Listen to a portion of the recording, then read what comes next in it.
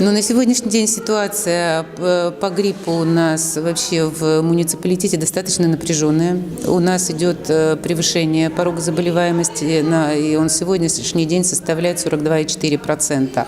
Здесь мы говорим в основном как бы взрослое население, и это дети. У нас идет повышение дети дошкольных учреждений. После сегодняшнего заседания нашей комиссии принято решение все-таки 13 февраля дети еще находятся дома. С 14 февраля мы возобновляем образовательный процесс во всех организациях.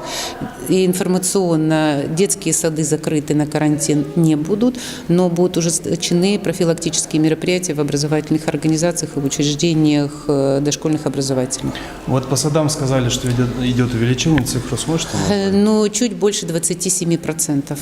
То есть за, получается, неделю повысилось на 10%? Да, дети стали болеть, и мы обсуждали очень долго сегодня с коллегами с Роспотребнадзора, с коллегами с здравоохранения детской больницы, но все-таки приняли решение о том, чтобы не создавать прецеденты, не закрывать детские сады, и дети не находились с больными родителями, потому что у нас идет превышение порога и по взрослому населению, все-таки разобщить таким образом, чтобы дети, здоровые дети могли посещать дошкольные образовательные организации. Мы мониторинг проводили даже тогда, когда наши дети были на карантине, и в ежедневном режиме коллеги со школ давали нам информацию. Хочу сказать, что по образовательным организациям у нас идет снижение процента, и школы мы больше закрывать не будем.